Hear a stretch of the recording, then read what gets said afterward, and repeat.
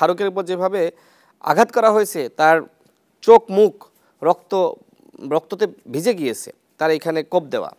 তো আমি উত্তেজিত হয়ে গেলাম। স্বাভাবিকভাবে এই পরিস্থিতিতে আসলে নিজেকে কন্ট্রোল করা কঠিন। তখন আমি তাকে নিয়ে শাহবাগ থানায় আমি আসলাম। এসে আমি ওসিকে বললাম যে এই হচ্ছে ফারুকের অবস্থা, আপনি দেখতে পাচ্ছেন। তো তিনি বললেন যে আগে চিকিৎসা করেন। আমি বললাম যে ঠিক আছে, আমি তাকে হাসপাতালে পাঠাচ্ছি, আপনি পুলিশ পাঠান। এখানে সন্ত্রাসীরা এখনও অবস্থান করছে শহীদ মিনারে, সেখানে পাঠান। তো আসলে ওসি কী ধরনের ভূমিকা রাখলো আমি জানি না। এরপরে ফারুক চিকিৎসা নিচ্ছে, অন্যদিকে আমি সাংবাদিকদেরকে ডাকলাম, প্রেস ব্রিফিং করলাম এবং বিস্তারিত সেখানে আমি উল্লেখ করেছি। কিন্তু আমার কাছে আসলে ওসির আচরণটা ভালো লাগেনি। তিনি বলছেন তদন্ত করব, তারপরে আমরা খতিয়ে দেখে ব্যবস্থা নিব, এরপরে বলছেন চেয়ার ছোড়াছুরি, যে কারণে ওসির সাথে আমার এক ধরনের তর্ক বিতর্ক হয়েছে যে আপনি কেন এই ধরনের বক্তব্য দিচ্ছেন। এই ধরনের বক্তব্য তো আসলে গণ অভ্যুত্থানের পরে কোনো পুলিশ দিতে পারে না। ছাত্র দলের নামটা এখানে আমি আসছি ওই প্রসঙ্গেই। তো ফারুককে ওই যে আয়োজক কমিটি বলল যে আসলে ছাত্র দলের নেতাকর্মীরা ক্ষুব্ধ হয়ে আপনার উপর হামলা চালিয়েছে, তো ওই অবস্থায় ফারুক যেহেতু রক্তাক্ত এবং এক ধরনের ওই পরিস্থিতি আসলে মানুষের সেন্স ওইভাবে কাজ করে না। ফারুক তাহলে মনে করছে আয়োজক কমিটি যেহেতু আমাকে ছাত্র দলের কথা বলছে, ওরা হয়তো আমার উপর হামলা চালিয়েছে। এই জন্য ফারুক কিন্তু ওই সময় দেখবেন যে তার পেজ থেকে যে লাইভ করেছিল সেখানে সে বলছে যে ছাত্রদল আমার উপর হামলা চালিয়েছে। আমি সেখানে সাথে সাথে কিন্তু উপস্থিত হয়েছি। আবার আমার পেজ থেকে কিন্তু আমি বলছি না ছাত্রদল কেন হামলা চালাবে, এখানে তো ছাত্রদলের প্রোগ্রাম না, বিএনপির প্রোগ্রাম না।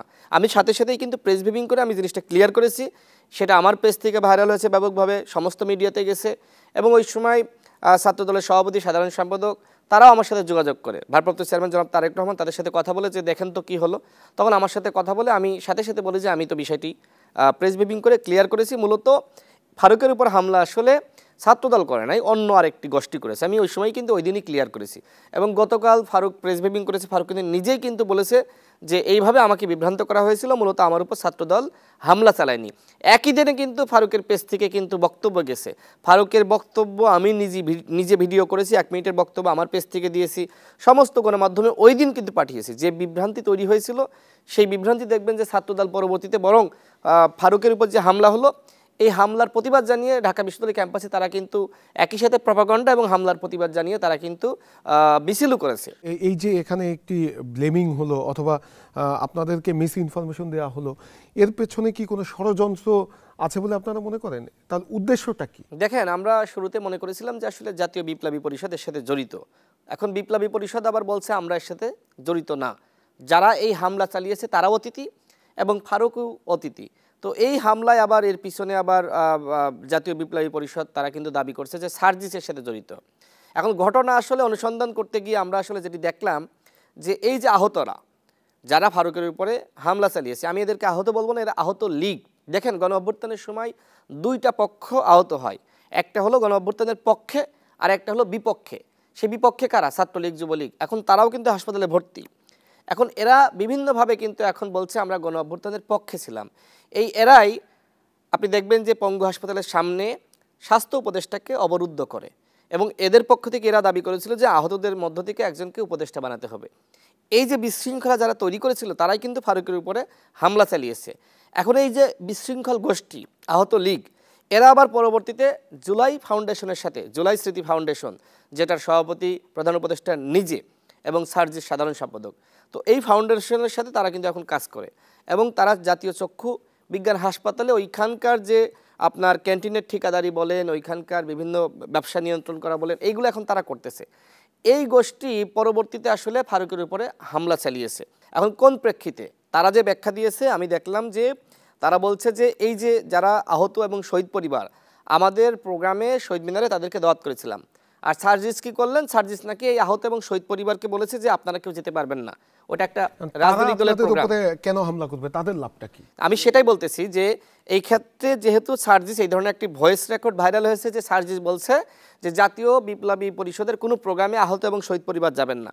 এই কারণে এখন জাতীয় বিপ্লবী পরিষদ মনে করছে যে আমাদের প্রোগ্রামটা বানচাল করার জন্য এই আহত যারা এখন বিশৃঙ্খলা সৃষ্টি করছে এদেরকে সার্জিস পাঠিয়েছিল, এই দাবি জাতীয় বিপ্লবী পরিষদ করছে। তো যাই হোক, আমাদের আরেকটি জায়গায় একটু খটকা লেগেছে, সেটি হলো যারা ফারুকের উপরে এই ধরনের হামলা চালালো, আপনি দেখেছেন যে কীভাবে বিভৎসভাবে হামলা চালিয়েছে। ফারুক তো ওইখানে মারাও যেতে পারত। ছাত্রলীগ যেভাবে হামলা চালিয়েছিল একই স্টাইলে এই আহত লোক যারা ছিল তারা হামলা চালিয়েছে। এখন আমরা দেখলাম যে এই হামলাকারীরা একটা প্রেস ব্রিফিং করলো জাতীয় চক্ষু বিজ্ঞান হাসপাতালে। এখন তারা যে প্রেস রিলিজ দিল প্রেস ব্রিফিং করার আগে, ওই নোটিশটা আবার সাংবাদিকদের গ্রুপে পাঠিয়েছিল সার্জিস।